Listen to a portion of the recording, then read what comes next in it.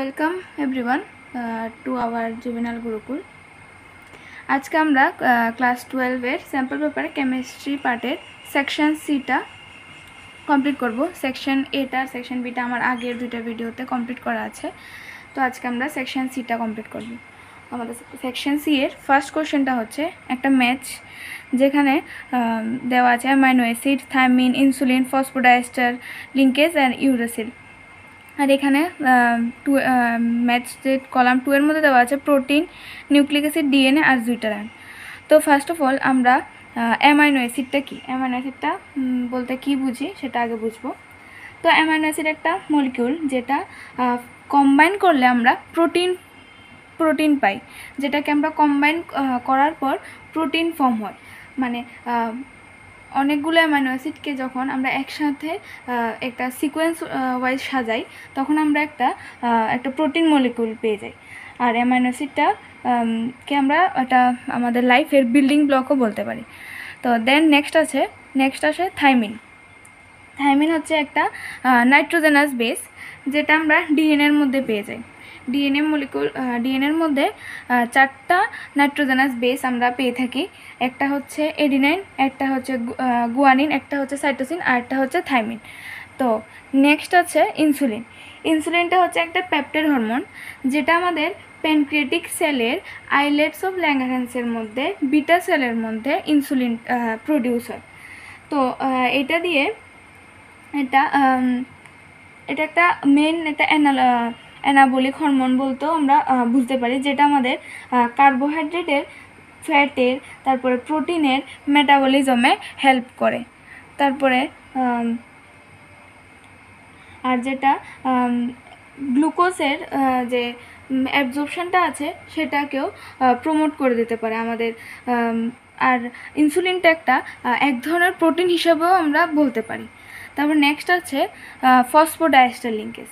তো ফসফোডাইএস্টার লিঙ্কেজটা হচ্ছে দুটা গ্রুপ, একটা গ্রুপ হচ্ছে হাইড্রক্সিল গ্রুপ, একটা হচ্ছে ফসফরিক অ্যাসিড। যখন একটার সঙ্গে রিয়েক্ট করে একটা হাইড্রক্সিল গ্রুপ নামে একটা নতুন আর একটা মলিকিউল প্রডিউস হয়। আমি আবার বলছি, যখন একটা হাইড্রক্সিল গ্রুপ আর একটা ফসফরিক অ্যাসিড একটার সঙ্গে একটা রিয়েক্ট করার পর একটা একটা মলিকিউল ফর্ম করে, তো নতুন মলিকিউলটা যেটা ফর্ম হয় সেটার মধ্যে একটা এস্টার বন্ড ক্রিয়েট হয়ে যায়, একটা মলিকিউল ফর্ম হয়, একটা নিউ মলিকিউল ফর্ম হয়, যেটার মধ্যে 2টা এস্টার বন্ড ফর্ম হয়ে যায়। আর এই টাইপ অফ লিঙ্কেজগুলো, যেমন কি ফসফোডাইএস্টার লিঙ্কেজটা আমরা বেশিরভাগ নিউক্লিক অ্যাসিডের মধ্যে পেয়ে যাই। নেক্সট আছে ইউরাসিল। ইউরাসিলটা হচ্ছে ইউরাসিলটাও একটা নাইট্রোজেনাস বেস, যেটা আমরা আরএনএর মধ্যে পেয়ে থাকি। থাইমিনটা হচ্ছে ডিএনএর মধ্যে পেয়ে থাকি, আর ইউরাসিলটা পেয়ে থাকি হচ্ছে আমাদের আরএনএর মধ্যে। আরএনএর মধ্যেও সেম এডিনাইন, গুয়ানিন, তারপর সাইটোসিন। আর আরএনএর মধ্যে থাইমিনটা রিপ্লেস হয়ে যায় ইউরাসিল দিয়ে, আর ইউরাসিলটাই হচ্ছে থাইমিনের মিথাইল এসিটেট ফর্ম। তো যদি বলি যে ডিএনএ ফর্ম হয় হচ্ছে এডিনাইন, গুয়ানিন, সাইটোসিন আর থাইমিন দিয়ে, আর আরএনএ ফর্ম হয় এডিনাইন, গুয়ানিন, সাইটোসিন আর ইউরাসিল দিয়ে। তো নেক্সট যদি আমরা দেখি যে ম্যাচটা কীভাবে হবে, তো ফার্স্ট আছে অ্যামাইনো অ্যাসিড। তো ফার্স্ট অ্যামাইনো অ্যাসিডটা যাবে জুইটার আয়নের সঙ্গে। এখন বলছি যে জুইটার আয়ন কি। জুইটার আয়ন হচ্ছে অ্যামাইনো অ্যাসিডটা সাধারণত জুইটার আয়ন ফর্ম করে। আর যে জুইটার আয়নের ফর্মেশনের একটা এক্সাম্পলই হচ্ছে অ্যামাইনো অ্যাসিড। তো আমরা যদি দেখি যে জুইটার আয়নটা অ্যামাইনো অ্যাসিড থেকে কীভাবে ফর্ম হয়, একটা রিয়েকশান আমাদের বুকের মধ্যে দেওয়া আছে। তো যদি দেখি,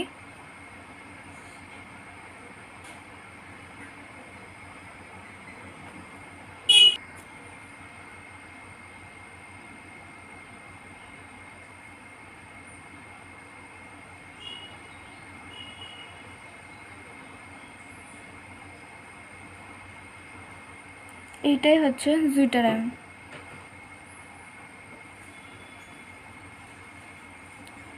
অ্যামাইনো অ্যাসিডটা সাধারণত জুইটার আয়ন ফর্ম করে, তাহলে অ্যামাইনো অ্যাসিড হবে জুইটার আয়ন। তারপর থাইমিন আমরা পাই ডিএনএর মধ্যে, থাইমিন ডিএনএ। তারপর ইনসুলিনটা এক ধরনের প্রোটিন, আর ফসফোডাইএস্টার লিঙ্কেজটা আমরা নিউক্লিক অ্যাসিডে পেয়ে যাই। তো তাহলে অ্যামাইনো অ্যাসিড ডি, মানে অ্যামাইনো অ্যাসিডটা হবে জুইটার আয়ন, মানে 1D। তো 1Dর মধ্যে বি আর সি আছে, তো 1D। তারপর হচ্ছে 2 থাইমিনের সঙ্গে সি, মানে ডিএনএ, থাইমিনের সঙ্গে সি, ডিএনএ, এটাও ঠিক আছে। তারপর হচ্ছে ইনসুলিনের সঙ্গে প্রোটিনটাও ঠিক আছে।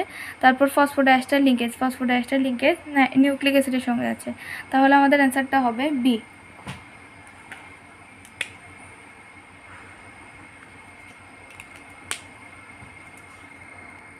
নেক্সট কোশ্চেন বলছে which of the following অ্যানালজিস is correct. তো ফার্স্ট নাইট্রোজেনের অ্যাটমিক নাম্বার 7। তো নাইট্রোজেনের অ্যাটমিক নাম্বার 7 হওয়াতে আমাদের যদি নাইট্রোজেনের ইলেকট্রনিক কনফিগারেশনটা দেখি 1s2 2p6, 1s2 2টা, 2s2-র মধ্যে 2টা, 2p3-এর মধ্যে 2pর মধ্যে তিনটাই আছে। তো তাহলে আমাদের যে 7 যে অ্যাটমিক নাম্বার 7 নাইট্রোজেনের, সেটা ফুলফিল হয়ে গেছে। দেন আসে আর্গনের অ্যাটমিক নাম্বার হচ্ছে 18। আর আমরা যদি আর্গনের ইলেকট্রনিক কনফিগারেশনটা করি নিয়ন, দ্যাট ইজ নিয়নেরটা হচ্ছে অ্যাটমিক নাম্বার 10, তারপর 3s2 3p6, 10টা 10 অ্যাটমিক নাম্বার, তারপর 2টা 12টা, 2টা 6টা 18টা, 6টা 18টা। তো আর্গনের অ্যাটমিক নাম্বার 18। তো এটা হচ্ছে আমাদের কারেক্ট ইলেকট্রনিক কনফিগারেশন আর্গনের, বাট এখানে দিয়েছে 1s2 2s2 2p6, এই ইলেকট্রনিক কনফিগারেশনটা ভুল। তার জন্য ফার্স্ট যে অপশনটা আছে সেটা ইনকারেক্ট। আমাদের কোশ্চেনে বলেছে which analogies is correct, so ফার্স্টটাই ইনকারেক্ট হয়ে যাচ্ছে। নেক্সট আছে কার্বন ম্যাক্সিমাম কম্পাউন্ড। হ্যাঁ, কার্বন ম্যাক্সিমাম কম্পাউন্ড ফর্ম করে, এটার পেছনে দুইটা রিজন। একটা ফার্স্ট হচ্ছে টেট্রাভ্যালেন্সি, আরটা হচ্ছে ক্যাটিনেশন। তো টেট্রাভ্যালেন্সি যদি বলি, কার্বন ফর্ম যে কোভ্যালেন্ট বন্ডগুলো আছে, মানে কার্বন মানে জেনারেলি কোভ্যালেন্ট ফর্ম করে অন্য মলিকুলের সঙ্গে। তো এটা একটা রিজন যে কার্বন টেট্রাভ্যালেন্সি হয়ে থাকে। নেক্সট আছে কেটিনেশন বলতে যে আমরা জানি যে দুটো কার্বন রেডিয়ালি একটার সঙ্গে একটা কোভ্যালেন্ট বন্ড ক্রিয়েট করে, আর এটা খুব অনেকটাই স্টেবল হয়ে যায়, আর স্টেবলের জন্যই অনেকগুলো কম্পাউন্ডের সঙ্গে ফর্ম করতে পারে। আর কেটিনেশন প্রপার্টি যদি বলি, কেটিনেশন প্রপার্টি বলতে কার্বনের যে 4 ভ্যালেন্সি থাকে, যে কার্বনের যে 4টা হাত থাকে আমরা জেনারেলি যেটা বলি, তো কার্বন যে 4টার মধ্যেই আলাদা আলাদা মলিকুল অ্যাড হতে পারে। মানে কার্বনের যে আমি বলেছিলাম যে মানে 4 ভ্যালেন্সি, কার্বনের যে 4 ভ্যালেন্সি থাকে, কার্বন যে 4টা ভ্যালেন্সি 4টা হাত দিয়েই 4টা আলাদা কম্পাউন্ডের সঙ্গে কম্বাইন হতে পারে। তো এর জন্যই কার্বন ম্যাক্সিমাম কম্পাউন্ড ফর্ম করতে পারে। তারপর বলে যে জেনন নো কম্পাউন্ড। তো এইটা একটু ইনকারেক্ট, কারণ কি জেনন কম্পাউন্ড ফর্ম করে, বাট এমন না যে নো কম্পাউন্ড। জেনন আমরা বলতে পারি যে জেননটা হচ্ছে নোবেল গ্যাস। তো নোবেল গ্যাসের যে সিরিজটা আমরা যদি দেখি, নোবেল গ্যাসের সিরিজের প্রতিটা কম্পাউন্ডের মধ্যে শুধু জেননটাই কয়েকটা মলিকুল ফর্ম করে, বাট এখানে বলেছে যে কয়েকটা কম্পাউন্ড ফর্ম করে, বাট এখানে বলেছে যে নো কম্পাউন্ড। জেনন সাধারণত ফ্লুরিনের সঙ্গে বেশি কম্পাউন্ড ফর্ম করে। তো যে এই অপশনটা আছে, অপশনটা রং, কারণ কি এখানে ম্যাক্সিমাম কম্পাউন্ড তো ঠিক আছে, কার্বন ম্যাক্সিমাম কম্পাউন্ড ফর্ম করে, বাট জেনন বলেছে নো কম্পাউন্ড, তো তার জন্য এই অপশনটা ইনকারেক্ট হয়ে যাচ্ছে। নেক্সট বলছে HCF2 লিনিয়ার। তো আমরা যদি HCF2-র স্ট্রাকচারটা দেখি,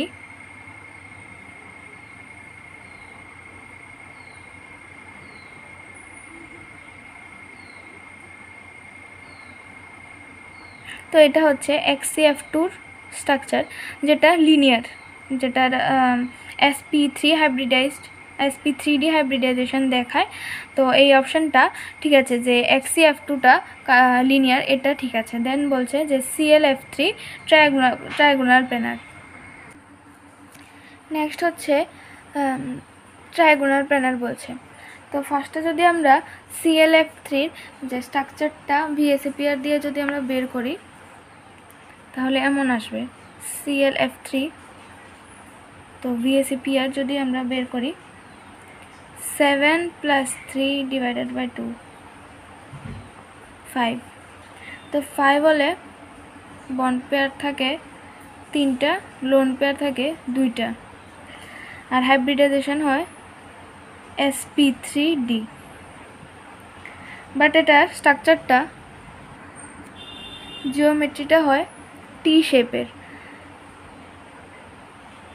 শেপের হয়। আর যদি আমরা স্ট্রাকচারটা দেখি এখন Cl F F F আর 2টা বন্ড পেয়ার, 2টা লোন পেয়ার।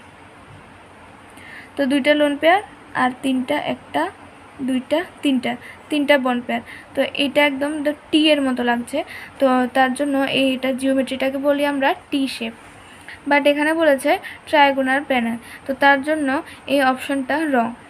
তো এখন যদি বলি যে xcf2 স্ট্রাকচারটা এভাবে কেন বলেছি, VSEPR দিয়ে কেন দেখায়নি, তো বলি জেনন মলিকুলের কয়েকটা স্ট্রাকচারই আছে, বেশি স্ট্রাকচার নেইও।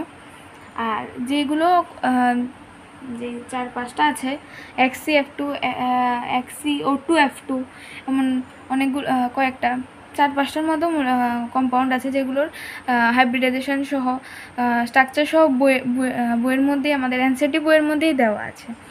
আর এইগুলো শেপগুলো তোমাদের মুখস্থ করতে হবে, কারণ এই যে জেনন কম্পাউন্ডগুলো পি ব্লক থেকে আসে। তো পি ব্লকের থেকে যে স্ট্রাকচারগুলো আছে, যে এক্সামের মধ্যে আমাদের যে স্ট্রাকচারগুলো দিয়ে থাকে, সেগুলো বেশিরভাগ জেনন কম্পাউন্ডে দিয়ে থাকে। কয়েকটা কম্পাউন্ডে দেওয়া আছে, কয়েকটা কম্পাউন্ডেরই স্ট্রাকচার বলতে পারে যে তোমাদের বোর্ডের মধ্যে কোশ্চেনই আসতে পারে যে এইটার স্ট্রাকচার বলো বা এইটার হাইব্রিডাইজেশন বলো। তো তার জন্য আমি আর এক্সট্রা করে এটাকে আর দেখাইনি। তো যেহেতু এটা বুকের মধ্যে আমাদের দেওয়া আছে, তো এভাবে তার জন্য এভাবে বলে দিয়েছে। আর লিনিয়ার তো আমরা জানি। তো নেক্সট বলি যে, তো নেক্সট আছে হিলিয়াম, মেটিওরোলজিক্যাল অবজারভেশন, আর argon, that is metallurgical process. Meteorological observation, তো আমরা জানি যে হিলিয়াম একদম লাইটার গ্যাস, এয়ার থেকেও একদম লাইটার। তো যে তার জন্য হিলিয়ামটা আমাদের যে ওয়েদার বেলুনগুলো আছে সেগুলোর মধ্যে ইউজ করা হয়। আর যেগুলো ওয়েদার ফোরকাস্টিংয়ের মধ্যে ইউজ হয় সেগুলোর মধ্যে আমরা হিলিয়ামটা ইউজ করে থাকি। আর যার জন্য হিলিয়ামটা মেট্রোলজিক্যাল যে বেলুনগুলো থাকে সেগুলোর মধ্যেও আমরা ইউজ দেখি। তো তার জন্য আর এতটাই যে এতটাই হালকা, যেটা অ্যাটমসফিয়ারের মধ্যে, অ্যাটমসফিয়ারকে এয়ারের মধ্যে খুব ভালোভাবে ফ্লোট করতে পারে বা ভাসতে পারে, এমনটাই বোঝায়। তো তার জন্য এই অপশন, মানে এই যে অ্যানালজিটা আছে, অ্যানালজিটা কারেক্ট। নেক্সট বলছে argon, that is metallurgical process. তো একটা প্রসেস আছে যেটাকে বলি আমরা লেডেল মেটালার্জি। তো এই লেডেল মেটালার্জিটার মধ্যে আর্গনটা ইউজ করা হয়, যেখানে আর্গনটা একটা মেটালের মধ্যে ইনজেক্ট করা হয়, তারপরে এটাকে আস্তে আস্তে লাড়ানো হয় মেটালার্জিক্যালের প্রসেসের মধ্যে। মানে লাড়ানোর পর আস্তে আস্তে একটা গ্যাসের মধ্যে একটা অ্যাড করা হয়, অ্যাড হয়, তারপরে এটা ফার্নেসের মধ্যে ইউজ করা হয়। তো এভাবেই যে প্রসেসটা আছে সেটা মানে প্রসিড করা হয় আর্গনের সাহায্যে। তো যে অ্যানালজিটা দেওয়া আছে যে আর্গনটা মেটালার্জিক্যাল প্রসেসটার মধ্যে ইউজ করা হয়, এই অ্যানালজিটাও কারেক্ট, এই অ্যানালজিটাও কারেক্ট। তো মেটালার্জির যে প্রসেসটা আছে, যেটা আমি বলেছিলাম যে লেডেল মেটালার্জি, এই মেটালার্জিটার মধ্যে আমাদের আর্গনের ইউজটা দেখা যায়। তার জন্য আমাদের অপশানটা হবে যে হুইচ অ্যানালজি ইজ কারেক্ট, যে কোশ্চেনে দেওয়া আছে সেটা আমাদের অ্যান্সারটা হবে বি। নেক্সট কোশ্চেন বলছে complete the following analogy. Same molecular formula but different structure. এটাকে আমরা এ বলবো, আর যেটা নন সুপার ইম্পোজেবল মিরর ইমেজ হবে সেটাকে আমরা বি বলবো। তো সাধারণত আমরা এইটা দেখলেই বোঝা যায় যে same molecular formula but different structure, এটা বলে আমরা বুঝতে পারি যে এটা আইসোমারের কথা বলছে। আর নেক্সট যদি নন সুপার ইম্পোজেবল মিরর ইমেজ বলি, তাহলে নন সুপার ইম্পোজেবল মিরর ইমেজগুলো দেখাই যারা অপটিক্যালি আইসোমারিজম শো করে তারাই দেখায়, আর এদের একটা এক্সট্রা নামেও আমরা চিনি যেটাকে বলে আমরা এনানসিওমার। তো এর জন্য ফার্স্ট অপশনটাই কারেক্ট, যেখানে এটা বলছে এনানসিওমার আইসোমার আর বিটা হচ্ছে এনানসিওমার। তো নেক্সট যে অপশানগুলো আছে এখানে এ নাম্বার দিয়েছে এনানসিওমার আর বি নাম্বার দিয়েছে রেসিমিক মিক্সচার। রেসিমিক মিক্সচার বলতে 50% ল্যাবরেটরি প্রোডাক্ট আর 50% ডেক্সট্রোরেটরি প্রোডাক্ট, মানে 1:1 রেশিওতে যদি ল্যাবরেটরি প্রোডাক্ট আর ডেক্সট্রোরেটরি প্রোডাক্টকে আমরা মিক্সচার করি তখন রেসিমিক মিক্সচার ফর্ম হয়। নেক্সট বলছে সি বলছে এটা হচ্ছে স্টিরিও আইসোমার, বিটা হচ্ছে রিটেনশন। স্টিরিও আইসোমার বলতে যেখানে সেম মলিকুলার ফর্মুলা থাকবে বাট যে বন্ডেড অ্যাটমগুলো থাকবে সেগুলো একটা সিকোয়েন্স হিসেবে থাকবে, কিন্তু এগুলোর যে ওরিয়েন্টেশনটা থাকবে সেটা অ্যাটম ওয়াইজ বা স্পেস ওয়াইজ, বাট যে স্টিরিও আইসোমারটা থাকবে সেটা ডিফার করবে ওদের যে 3 ডাইমেনশনাল ওরিয়েন্টেশনগুলো ফর্ম হবে বা 3 ডাইমেনশনাল স্ট্রাকচারগুলো ফর্ম হবে ওইগুলোর মধ্যে ওদের যে স্ট্রাকচারটা থাকবে সেটা চেঞ্জ হবে। আর নেক্সট বলছে বিটা বলছে রিটেনশন বলতে যে আমাদের যে ডেক্সট্রোরেটরি প্রোডাক্টগুলোকে ডেক্সট্রোরেটে রাখা আর ল্যাবরেটরি প্রোডাক্টকে ল্যাবরেটরিতে রাখা, এটাকে বলছে রিটেনশন। তো এখন বলতে পারি যে ডেক্সট্রোরেটরি থেকে যদি আমরা ল্যাবরেটরি বা ল্যাবরেটরি থেকে যদি আমরা ডেক্সট্রোরেটরিকে যদি চেঞ্জ করতে বলি তাহলে ওইটাকে আমরা কি বলবো, ওইটাকে আমরা ইনভার্সন বলি। আর রিটেনশন হচ্ছে ডেক্সট্রোরেটরি থেকে ডেক্সট্রোরেটরি আর ল্যাবরেটরি থেকে ল্যাবরেটরি, মানে কোনো চেঞ্জ হয় না। তো আর নেক্সট বলছে আইসোমার, আর আইসোমার বলতে যেখানে মলিকুলার ফর্মুলা সেম থাকবে কিন্তু স্ট্রাকচার হবে ডিফারেন্ট। আর স্টিরিও আইসোমার তো এখানেই বলেছিলাম যে কি হবে, তার জন্য আমাদের অ্যান্সারটা হবে এ নাম্বার। আমি এগুলো জাস্ট এক্সপ্লেন করার জন্য বোঝানোর জন্য আমি বলে দিয়েছি। তো নেক্সট আছে একটা প্যাসেজ যে কেস স্টাডি বেস কোশ্চেনগুলো থাকে সেগুলো। এখানে বলেছে early crystallographers had trouble solving the structure of inorganic solid using X-ray diffraction because some of the mathematical tools for analyzing the data had not yet been developed. Once a trial structure was proposed, it was relatively easy to calculate the diffraction pattern. But it was difficult to go the other way from diffraction pattern to the structure. If nothing was known as priori about the arrangement of atoms in the unit cell. তো আমরা এই প্যাসেজটা পড়ে বুঝতে পারছি যে এইটা যে solid স্টেটের যে চ্যাপ্টারটা আছে ফার্স্ট চ্যাপ্টার থেকেই দেওয়া আছে। নেক্সট বলছে it was important to develop some guidelines for guessing the coordination number and bonding geometries of atoms in crystals. The first such rules are proposed by Linnaeus Pauling, who considered how one might peg together oppositely charged spheres of different radii. Pauli consider করেছিল যে opposite চার্জের স্পিয়ারগুলো কীভাবে different radii দেখায় বা এমন কিছু যে দেখিয়েছিল। তারপর বলছে যে Pauli proposed from geometric consideration that the quality of fit depend on the radius ratio of anion and cation. If the anion is considered as packing atom in the crystal, then the smaller cation fills the interstitial side, that is our holes. Cations will find arrangement in which they are conduct the largest atom of anions. If the cation can touch all the nearest neighbor ions, then fit is good. If the cation is too small for the given site, then the coordination number will be unstable and it prefer a lower coordination structure. So the table below give the ranges anion and cation radius ratio that give the best fit of the good coordination geometry. Next আমাদেরকে একটা table দিয়েছে যেখানে coordination 3 to coordination number 3 to 4 6 8, 12 আর geometry দিয়েছে linear, triangular, tetrahedral, square, planar, octahedral, cubic, octahedral, cubohedral, আর এখানে দিয়েছে radius ratio. তো এখন যদি আমরা বলি যে এটা কোন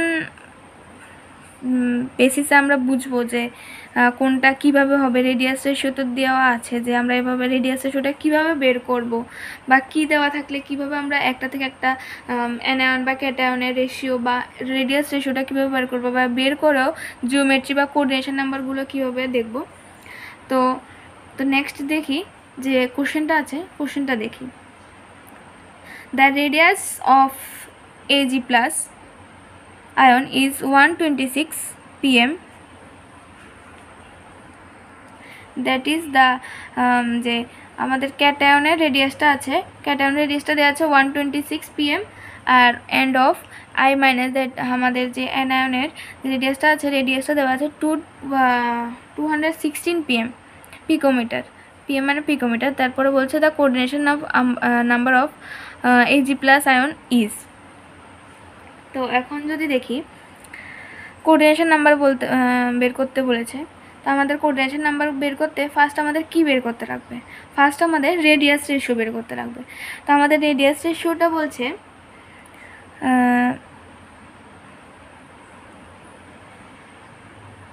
রেডিয়াস রেশিও যে যদি ডেফিনেশন বলি, ডেফিনেশন হচ্ছে the ratio of between the radius of cation by radius of anion. তো বলতে পারি যে রেডিয়াস রেশিওটা যদি আমরা বের করি তাহলে বলবো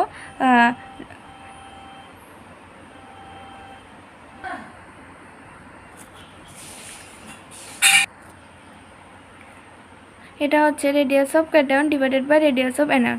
তো এখন যদি আমরা ভ্যালু পুট করি, তো ভ্যালু পুট করলে ফার্স্ট যেটা যে radius of cation 126 divided by 216, তো আমরা যদি ক্যালকুলেট করলে পাই 0.58, অ্যাপ্রক্সিমেটলি 6। তো যদি অপশনগুলো দেখি যে কোঅর্ডিনেশন নাম্বারের অপশনগুলো 2, 3, 6 আর 8, তো আমাদের অ্যান্সারটা এসেছে, কোঅর্ডিনেশন নাম্বারটা এসেছে রেডিয়াস রেশিওর দ্বারা, কোঅর্ডিনেশন নাম্বার এসেছে 6, তো আমাদের অ্যান্সারটা হবে 6। সরি আবার বলি, রেডিয়াস রেশিও আমাদের এসেছে 0.58, তো 0.58 অ্যাপ্রক্সিমেটলি ইকুয়ালস টু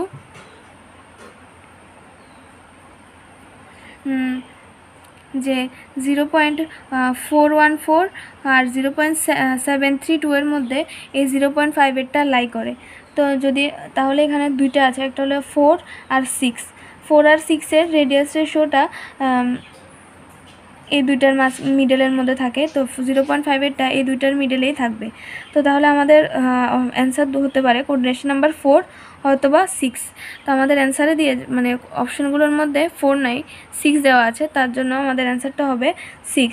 তার যে জিওমেট্রিটা হবে, যে আর্গনের Ag প্লাসের জিওমেট্রিটা হবে অক্টাহাইড্রাল, আর Ag প্লাসের কোঅর্ডিনেশন নাম্বারটা হবে 6।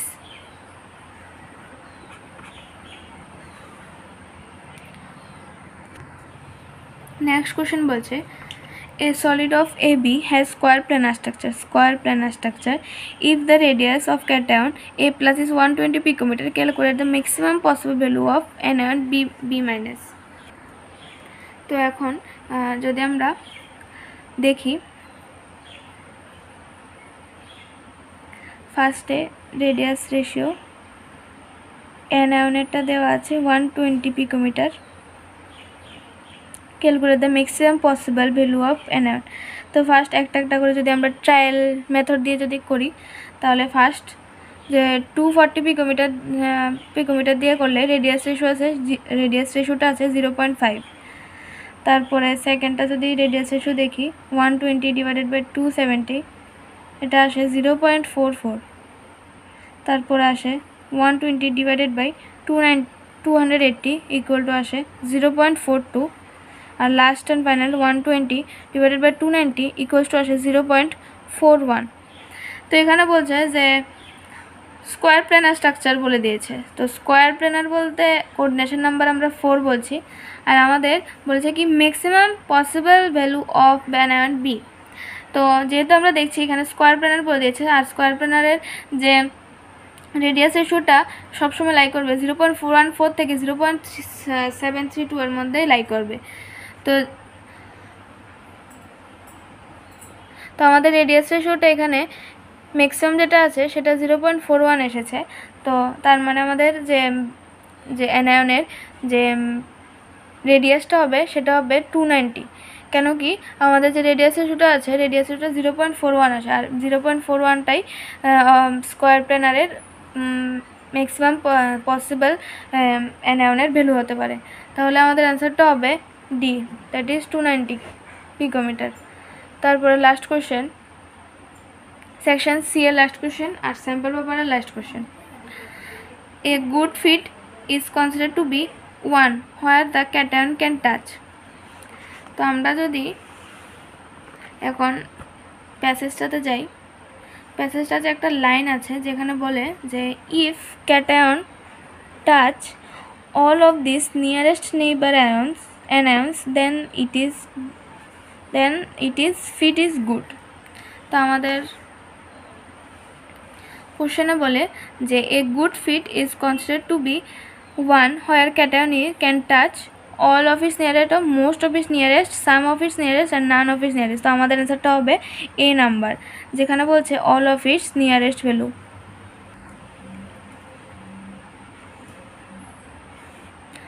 তো আমাদের অ্যান্সারটা এ আসে, কারণ আমাদের প্যাসেজের মধ্যেই দেওয়া আছে যে if a cation can touch of its nearest neighbour anions then it is good for fit. So এটার সাথে সাথে আমাদের কেমিস্ট্রি স্যাম্পল পেপারটা ফিনিশ হয়। তো আশা করি যে আমার ভিডিওগুলো তোমাদের ভালো লাগবে, আর তোমাদের এক্সামের প্রিপারেশনেও আমার ভিডিওগুলো হেল্প করবে। আমি আগেই বলেছি যে সেকশন সিটা আমি আজকে কমপ্লিট করেছি, বাট সেকশন এ আর সেকশন বিটা আমার আগের দুইটা ভিডিওর মধ্যে কমপ্লিট আছে। তোমরা চাইলে ওই